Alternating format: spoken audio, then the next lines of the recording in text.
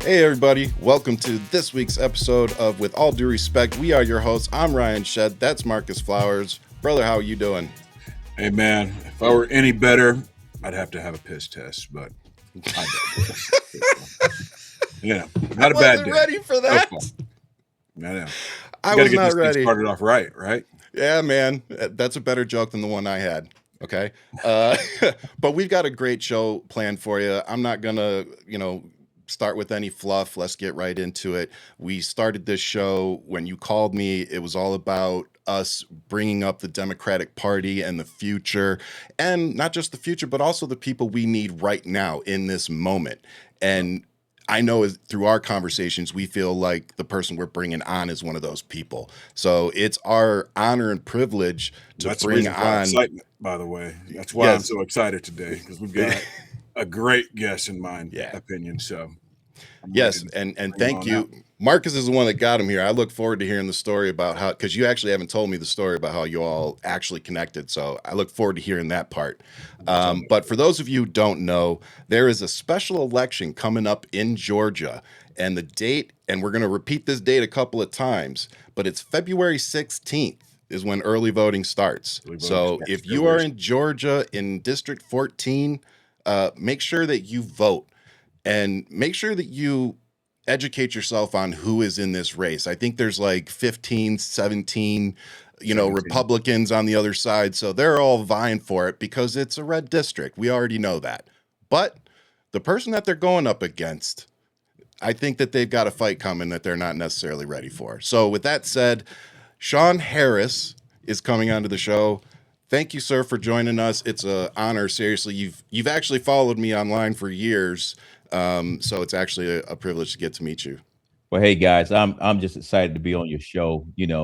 This is a great opportunity to see you again, Marcus. I know we're going to talk about how you and I met, but I just want to say before we even get started, thank you, and thank you again, Ryan. Keep doing all the great work. And when my team told me I was going to be on this show today, I was like, oh man, this is big time. This is big Oh, time.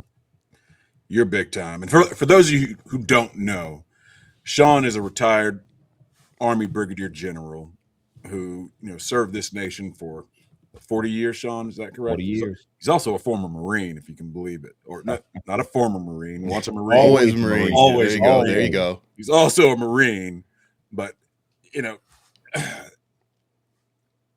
Shawn is a special person who I've been inspired by. After meeting him and getting to know him, I think we met in 2022, Yeah, right after 2022. Yeah. the election. For those of you who don't know, Georgia 14 is the district that I ran in against Marjorie Taylor Greene. Marjorie Taylor Greene has now vacated that seat, Mm-hmm. and we've got, in my opinion, an awesome candidate here. And I'm going to let him tell you a little bit about himself. Shawn, if you can just, tell our audience, because we have a national audience, people from all over the country, that have followed me and my race against Marjorie Taylor Greene, hoping that they'll follow you as well. Yeah. Talk about why you decided to jump in this race. But tell us first a little bit about yourself and why you decided to get into this race. I will. And this is just awesome. I was blessed to do, like you said, Marcus. I did 40 years in the military. Started off enlisted in the United States Marine Corps. So I'm proud to say that I went to Paris Island, stood on those little yellow footprints, and proved myself.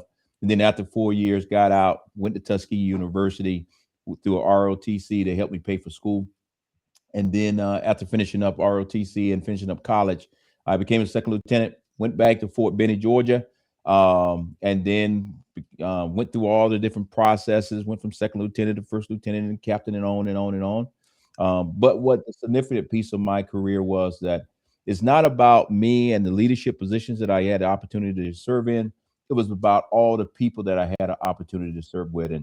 And yes, I did command at all the different levels. Yes, I went into a place called Afghanistan and led a team there in 2007, 2008.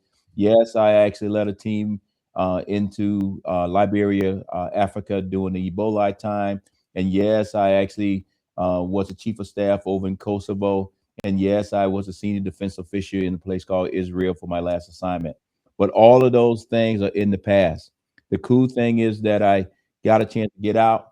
I chose to come back to my home state of the great state of Georgia. I chose to live here in Northwest Georgia, not knowing that I had bought a house and a ranch in Marjorie Taylor Greene's district. And yes, I did say that. I didn't realize It's like that buying a Tesla before we knew who Elon was. so that's a mistake. No, I love the fact that I live up here in Northwest Georgia, but the reality was I saw you, Marcus, while I was still on active duty in Israel when you ran against Marjorie. And then when I got home, had the farm, I realized that you were also from this exact area where I live. And I called some people that I knew because you know how we are in the military. We can get a phone number. We can get a hold of people. That's just what we do. And some kind of way, an old retired general got in touch with you, and you and I, we had a great conversation. And from there, I'll let you tell the story. But what I just want to tell the people is this, is that I'm honored to be able to serve the country for all those years. And I'm looking forward to serving the American people and the people here in Northwest Georgia for many more years in Washington, D.C. as the congressman. And I'm going to be somebody that's going to fight for everybody here in the district, not just mega. And also, I'm going to make sure I'm fighting just for everyday people, because that's what we have here in Northwest Georgia. They work hard every day, and they deserve somebody that's going to look out for them. So with Marcus, I'll let you tell the story how you and I met. I mean, like Shawn said, I get a call, a text message, I believe. Yeah. Hey, retired Brigadier Shawn Harris. I'm just moving back from let's meet up. I'm like, okay, you're from Cedartown? That's an area I kind of grew up. I split my time back and forth between Georgia and Alabama. As a kid, Daddy lived here. Mama lived in Alabama. I grew up in Alabama and spent my childhood back and forth between the two places. And, Polk County, I find out Shawn's from there. So I said, well, let's meet up. Let's have some coffee. So we sit down, the coffee house that we were going to sit at. I think there was something going on there, but we decided to go to McDonald's and have some of their coffee, if you will. It didn't taste too good. Yeah, I mean, it's not what I'm used to. I'm more of a Dunkin' kind of guy, but it wasn't about the coffee. It was about the conversation. Yeah. We sat and talked to each other about, our careers, the things that we did. And, Shawn was like, you ran a hell of a race. I was like, thank you. And then he asked me if I was planning on running again. And I said, no, I'm going to take a break and do something else. It's always about service. And this, what I'm doing right now, helping Democrats get elected across the country, is just another form of service to me. And he asked me what I thought about him running.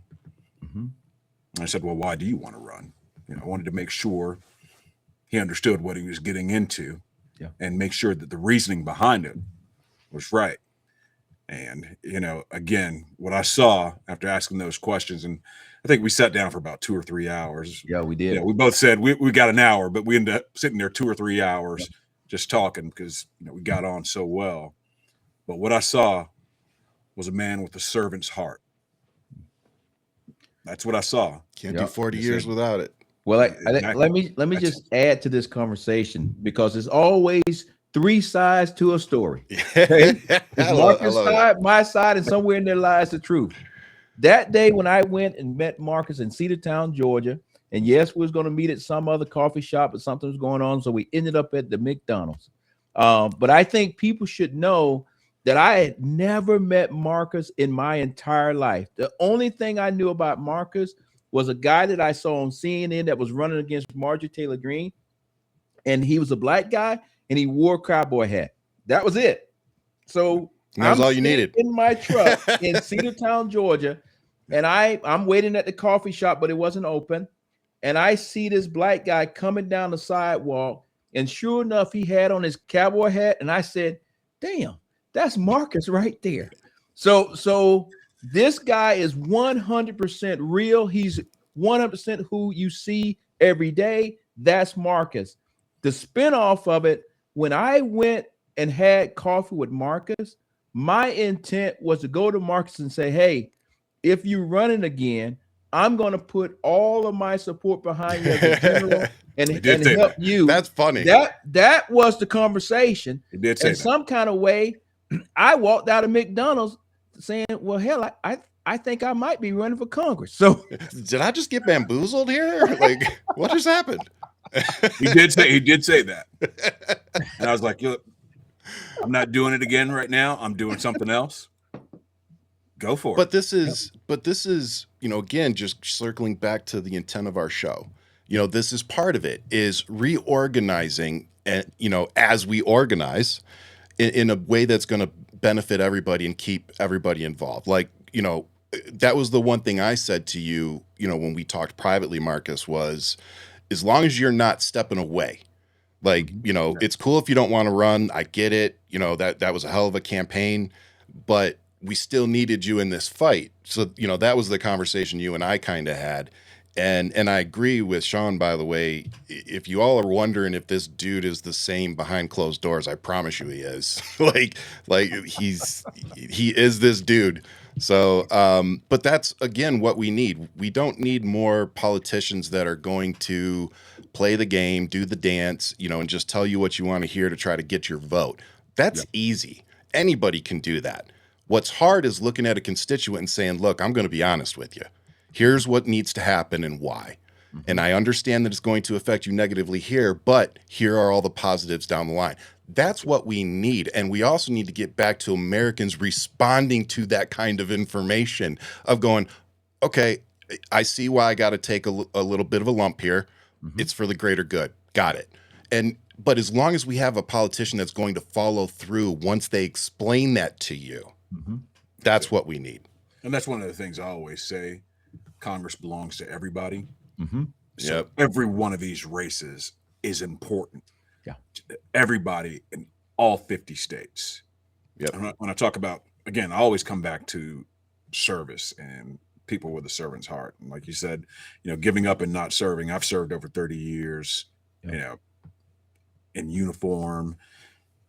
And it's like you don't know any other way. State. You know, I just couldn't see my life not serving this country in some capacity. And that's what I saw in Shawn wanting to serve. This is service. Getting out and running campaigns like this, it's service. Shawn, you agree? Matter of fact, you know, that's why it's so important when I'm out talking, I talk about leadership matters. Because I'm a firm believer that we need to be going out and finding those people out there that have the talent and the desire and the ability to lead. When we say lead, like you said, this is not going to be easy. You're going to have to tell people the truth, and you're going to have to stand somewhere. You can't be out here running, saying you're running for Congress, and you don't have a spine. I think we got too many people in Congress that are more celebrities than leaders. And that's on both sides of the house. And I believe that for us here in Northwest Georgia, we have already had a celebrity. Marjorie did a great job of being somebody that you see on Fox News every 5 seconds. She was an awesome celebrity. And now she's on The View or whatever else. They got that, but guess what? They did not get any bills or policies passed that will actually improve the lives of the people here in Northwest Georgia. One of the things I always talk about is, okay, Marjorie got her bill passed. It changed the Gulf of Mexico to the Gulf of America. How did that actually help you buy some milk? How did that bring your insurance costs down? How did that help you buy a house? And how does it help you make sure you can afford and pay your gas bill, light bill? None of those things were addressed. So it's time to get away from celebrities and get real leaders in DC. Damn, I love that. That's been a problem for years now, where a lot of these members in Congress, I want to say on both sides, but it's really more predominantly on right, but I mean, we can't point our finger at them and not. They'll go and hit each other over the head with you know, a folding chair, metaphorically. You know, the rhetoric. Don't get us booted off. Rhetoric that they use. That's what they treat it as, and then they'll go back and say, "Hey man, let's go have dinner," or, you know, let's talk. Marcus, you don't negotiate with people that way. Marcus, when I say that on both sides, I look at it like this. the good Lord blessed me to get to Congress. One thing that I know we all know from being in the military is if one person on the team mess around and get scared, that damn thing becomes contagious. Yes, sir. But if somebody shows courage That's when it. everything is actually going wrong, It's even more everybody contagious. else is going to step up to the next level. Exactly. That's what I'm talking about. When I get to Congress, if somebody's spine is shaking and getting a little weak in their boots, they'll be able to look at me and say, you know what, that's Shawn Harris. That guy's holding the line. And because he's holding the line, I'm going to hold the line. That's And then it. we finally get some things done because we need leaders in DC. And that's across the board. And I want to do my little part coming out of Northwest Georgia. And I think and I know the people here in Northwest Georgia are hungry for somebody that's going to actually pay attention to them. And because the 17 individuals that I'm running against, check them out. Every last one of them, the first thing come out of their mouth is saying, I am a Trump Republican. When That's it. somebody tells you they're a Trump Republican, what they actually saying is Trump is more important to them than the people that live here in Northwest Georgia. Tell them again, sir. So you need to, I don't want to tell you how to do your business, Northwest Georgia, but I think you need to listen to us because if you listen to the person that's speaking, they will tell you exactly where you stand in their priorities. What I'm telling you is you are my number one priority. When I get to DC, I'm going to vote for what's best for Northwest Georgia, everybody in Northwest Georgia. My counterparts, what they trying to do is get to be even more extreme than Marjorie Taylor Greene. If it's not true, check it out. You'll see for yourself. And that will not work for us here in small town America, Northwest Georgia. And He can I ain't tell lying. you, He ain't lying, ladies and gentlemen. he isn't. Let me get And- this real quick. These guys on the Republican side, they're trying to out sycophant Marjorie Taylor Greene.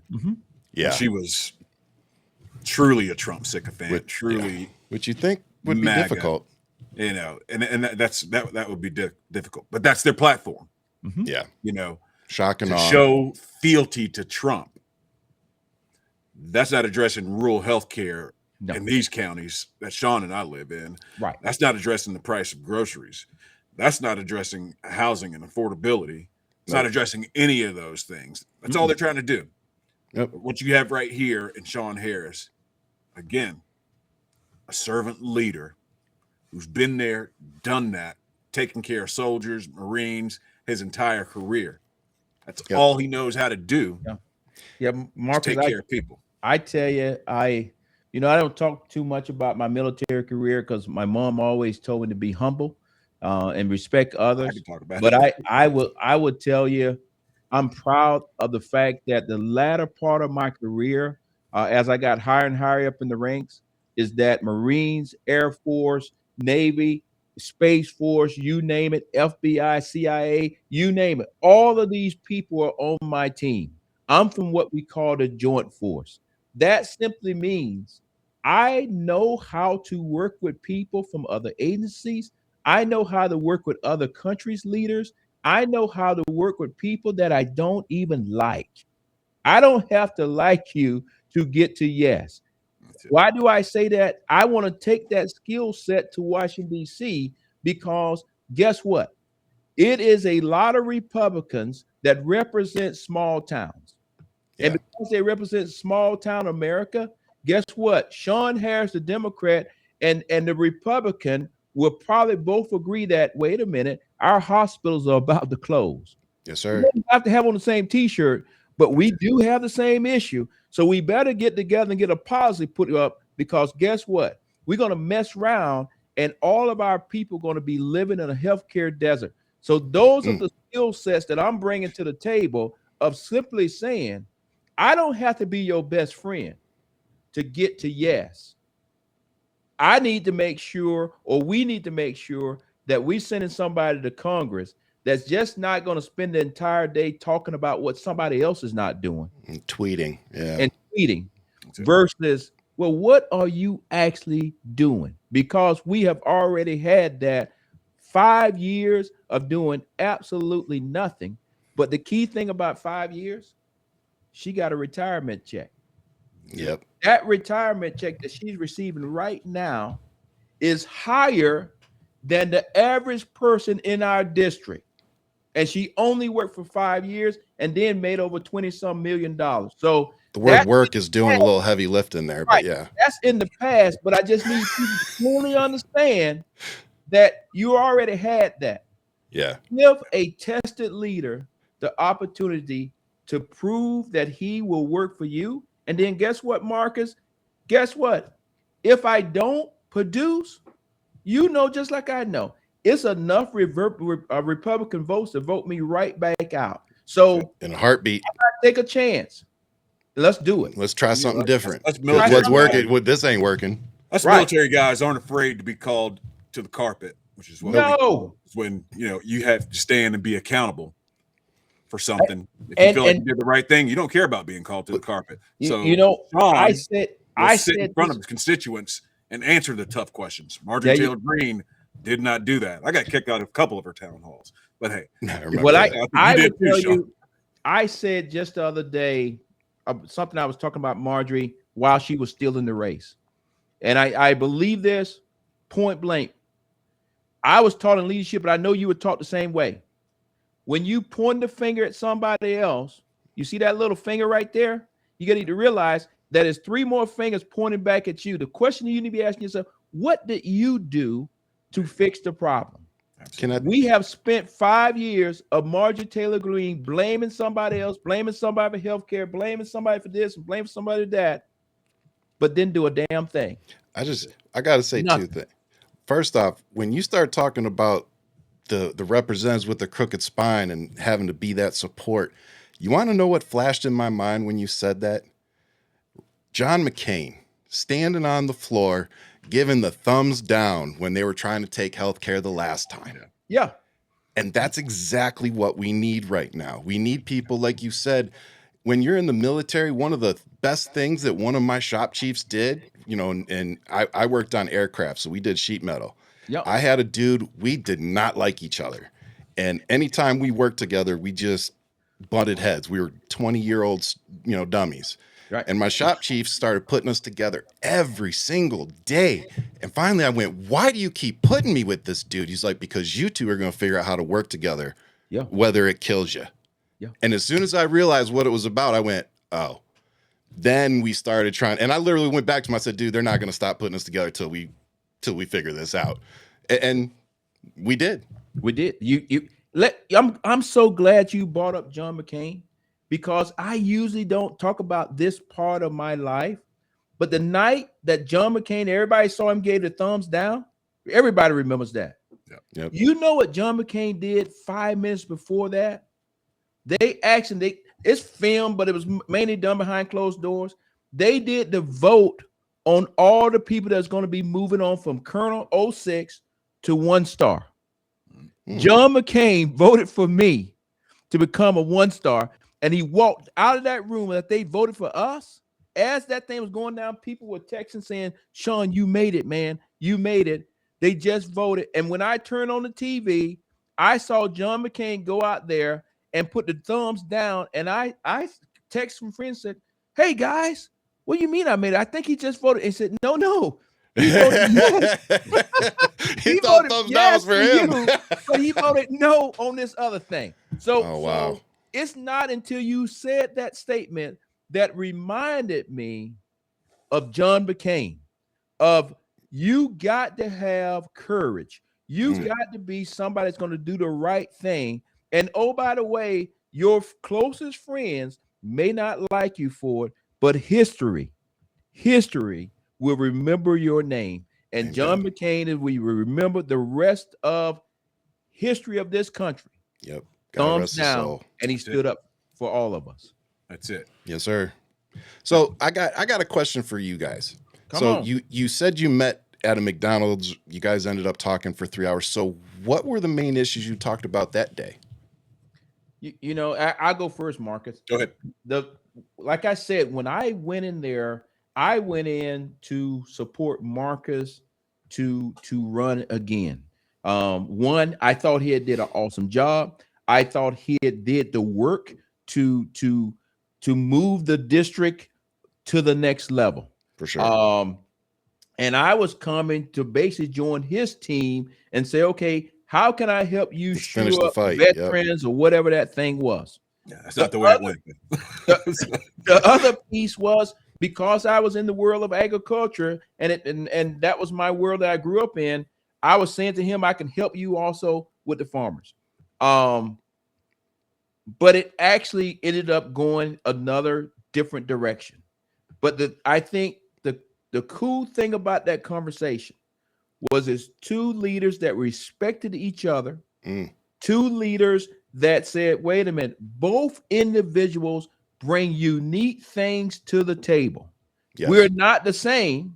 However, we both bring unique things to the table, and we both care about Northwest Georgia. And because we both cared about Northwest Georgia, when Marcus is the one who said, Shawn, I think you should run, it at least came in my mind. Now, I got to tell the rest of the world, it's another part of that story.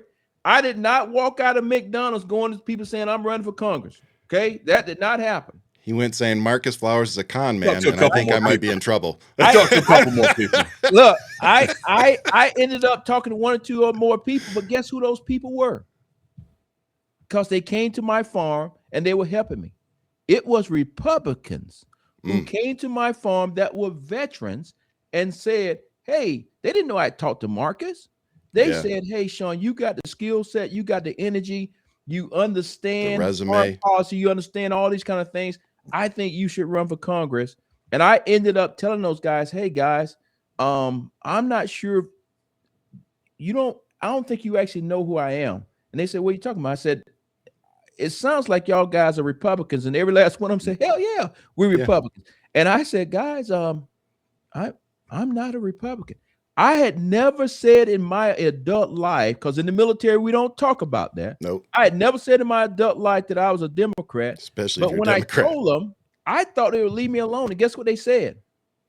Oh, okay. And we don't like Marjorie Taylor Greene. We want to support you. Yep. So it was two different sets of leaders in less than a 10-day period that said to me, please get in the arena. That was your and sign. From that is when we actually launched the campaign. And that's why today we have support from Democrats, independents, and what I call common sense Republicans that have come across and standing behind us. But I just want to end it this way. It was Marcus who opened the door for me, because we have built our campaign based off the things that Marcus was already doing in the district.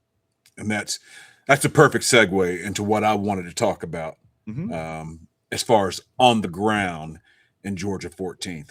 Let me give the audience a little bit of history. You know, when I ran, we were in the middle, right after a census. We were still having that fight about redistricting.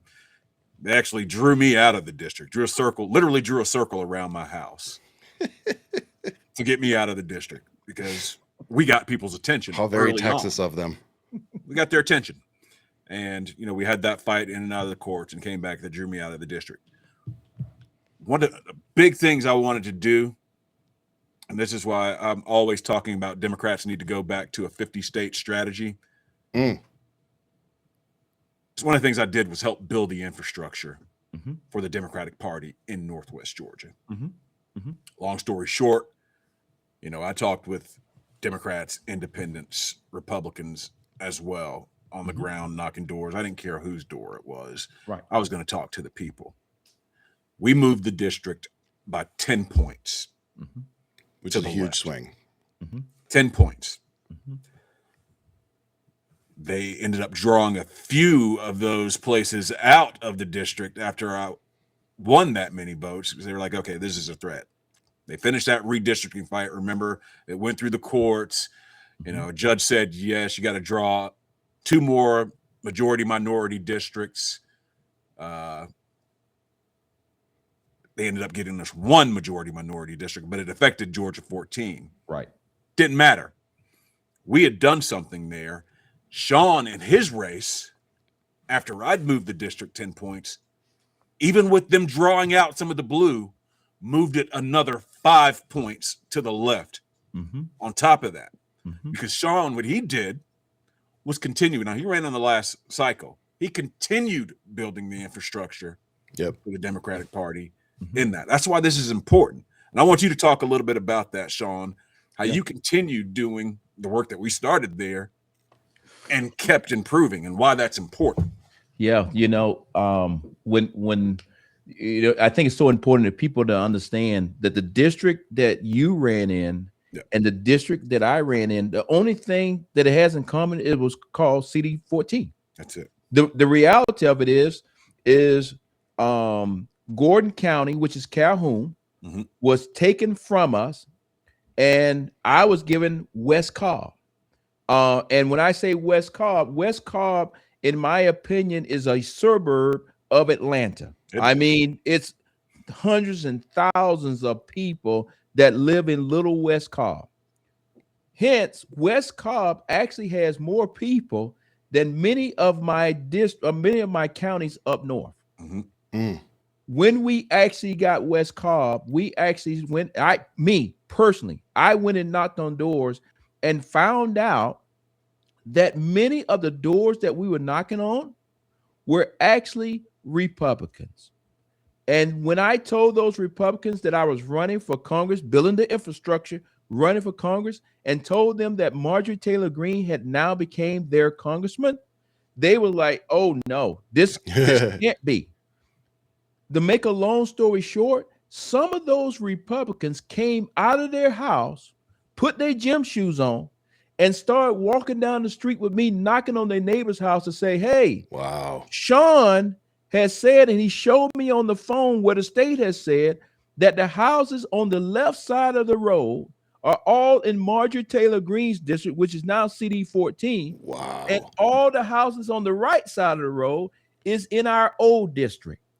We cannot let Marjorie Taylor Greene represent us. I say that to say now I'm getting more votes across the board, building that infrastructure. Democrats, independents, and Republicans across the board in West Cobb than anywhere else because of the great work that Marcus started, the work that we continue to work on. I can't speak about other races anywhere else in America, but we don't hide it. We are trying to get votes and sure up votes from our brothers and sisters that are Democrats, strong Democrats, weak Democrats, whatever Democrat it is. But we don't hide it. We talk to independents and we also talk directly to Republicans. So when we out there knocking on doors, that's what makes us different. We will knock on a door that the computer system says, this is a leaning Republican. The registered Democrat, yep. Guess what the key word was? Leaning. Because if you can just tell them the Shawn Harris story. Shawn Harris served the country for 40 years. Shawn Harris was enlisted, then he became an officer, and then went on to be a general officer. Shawn Harris has served around the world. Last assignment was Israel. You were enlisted first? Yeah, I was enlisted. I did not know that. I made it all the way to and you made your brigadier general? Made it all Not the way many to people make it to brigadier, dude. Look, sorry, y'all don't know. Y'all don't know that private or private first class. That jump to brigadier general, it doesn't happen very often. So sorry, man. I tell people that's pretty damn impressive. I tell people all the time when it says leadership matters, you think about this from a soldier point of view. I have stood at the gate and asked myself, what the hell am I doing out here at the gate? Okay. And I've also been the guy who said, boys and girls, we're going to be standing at the gate. We're standing at the gate. Because of my experience of standing at the gate, I make sure that we take the extra little moment in the order to tell that person at the gate, this is why it's so important that you stand at the gate, because you're the one that's keeping the watch for us. Yep, why we all do our jobs. I'm proud to say that I stood at the gate as an enlisted guy. I'm proud to say that I served with some great Americans in the Marine Corps. I'm proud to say that I served with some great Americans in the Army. But I'm also proud to say that I'm now serving with outstanding veterans across the board, because it is veterans that are helping us across the board to get out, knock on doors, and making this process, this system that we have built. It only works by people coming out, joining the team, volunteering, knocking on doors, writing those postcards, making the phone calls, asking people to donate to our campaign. And we do all of those things. The last thing I'll say, and I'll be quiet, it was something I was taught way back in the United States Marine Corps. In the Marine Corps, we win the day, period. We're not talking about tomorrow. We're going to win it. I don't know if we can say bad words on the show, so I won't say bad words. No, drop it. We will kick your ass today, period. We're not going to talk about tomorrow. We're going to kick your ass today. Yes, sir. I take that and bring it to this campaign without saying the bad word. Win the day. Because if you win today, then when it gets to February 16th, you have mastered the art of winning the day. We know how to get the people out. We know how to get them to the polls. They know how to vote. They know everything they need to do. And then guess what? When it comes March 10th, who cares if it's cold? Who cares if it's raining? Who cares if we having an ice storm? We have mastered how to win the day, and we will win the day, because when we win the day, we win the election. That is some of the inside baseball that on no other podcast I would ever put out there. But because y'all two are my two military brothers, I know you understand when I say we not listen to no excuses. No, sir. Excuses are stepping stones to failure. Yep. So don't come here to this team telling me, it's going to be tough. It's going to be hard. Well, guess what? That's why we're in the leadership business, because it's supposed to be hard. So I'm a. If it was easy, everybody would do it. Let me just slide this in to everybody listening across the country right now. And I don't know why this race isn't a much bigger deal right now, but this is a real opportunity, especially leading into the midterms. We got a chance to put a Democrat in to replace Marjorie Taylor Greene. Yeah. Wouldn't that be poetic justice? And it's doable. Poetic justice. And it's doable because right now Shawn is up against 17 Republicans who are, and I'm going to play a little insider baseball. Sorry about that, Shawn. You know how I do. But they're going to split the vote. Mm-hmm. Yeah. They're going to split the Republican vote. Yep. And if he turns out 50, 60, 70% of the Democrats that I know he can, get some independents, get some Republicans, you're looking at the next congressman for Georgia's 14th congressional district. Yeah, so people out there, give Shawn all the help. And Shawn will give you some information on where you can send donations, because he needs it. He's going to need to be up on TV and everything. He's going to need to be sending out mail. He's going to need to be getting canvassers out on doors. So if you can send $5, $10, $15, $20, $100, $1,000, whatever you can, send it to him. And another reminder, too, that Shawn Harris, like pretty much every other Democrat out there, is using union print shops for his stuff. So this shirt is made by the union. There you go. So, gentlemen, this has been so much fun. I actually don't want it to end. So I really hope you'll come back, sir. Finding out that you are enlisted and then, oh, my God, dude, that makes you so much more qualified for this. I know we got to go, but I used to love to talk to my young soldiers. You know, when you get so far up in rank, people kind of can't keep up. They think they can't talk to you or can't access you on the wall, but they don't really know the real person. Yep. When I used to come and talk to our young soldiers, I would let them know that, believe it or not, I was an E4. I was part of the E4 mafia. The E4 mafia. Right there. I was good at it. Good at it.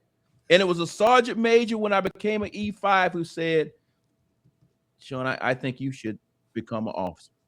And to be honest with you, you're better than this. I kind of questioned it, because I was like, well, I kind of like this. But I'm so glad that I listened to him. But as we close, and I know we're talking the election and all those kind of things, but it was leaders in the military, senior NCOs, who taught me the right way to do the right thing. Yes. Just like those senior NCOs helped me in the military all the way through my career. It is senior NCOs that are veterans that are helping me with this campaign. And I will make sure that when we win this election, those senior NCOs and veterans will have a direct line to me, because too many veterans in this district, 40,000 veterans in this district. We don't really have a real healthcare system. We don't really have a real VA in this system. We have a little clinic in Rome. They trying their best, but they need some more doctors and nurses. You either go to Chattanooga, Tennessee, or you go to Atlanta.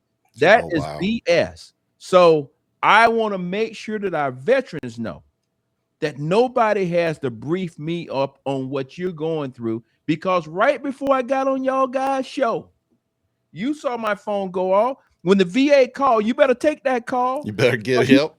You may not get your appointment for another 8 months. So, that's no joke. I'm living it just like the other veterans in the district. And I want to make sure that we get better health care for them. I want to make sure that they get the benefits that they have already earned. And I want to make sure that their spouses, when the spouse passes away, that the government don't keep the money because you don't have to fill out the paperwork. We're going to make sure those spouses actually get the spousal benefits that they're supposed to be receiving. It should be automatic. There shouldn't be a fight after that. I think that's the first time I've heard a politician bring that up. Yeah.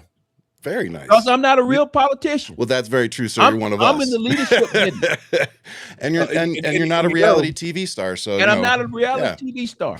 Now, here you go. You've got me going again, Shawn. But a lot of veterans don't know that until it's too late, that they have to jump through hoops so that their spouses get those benefits. Yeah, exactly. Very true. Look, so if you had any doubt that Shawn Harris is the person that should be sitting in this seat, that doubt should be gone now. Should be. So I know your campaign said we only have 30 minutes, so thank you for letting us go over. Like I said, I hope to have another conversation with you, whether it be online or offline. But I definitely hope next time I talk to you that I'm able to call you Congressman when I greet you. Well, I tell you guys, let me just say thank you as a closeout. You know, if people just go to ShawnForGeorgia.com, they'll check us out there. Like Marcus has already said, I want to say thank you in advance. Whatever you can do for our campaign to answer is thank you, thank you, thank you. But I also want to ask your team for your prayers, because as this election goes forward and as more people find out that, guess what, Shawn Harris is going to win this thing, it's going to get nasty. Yes, sir. That's okay.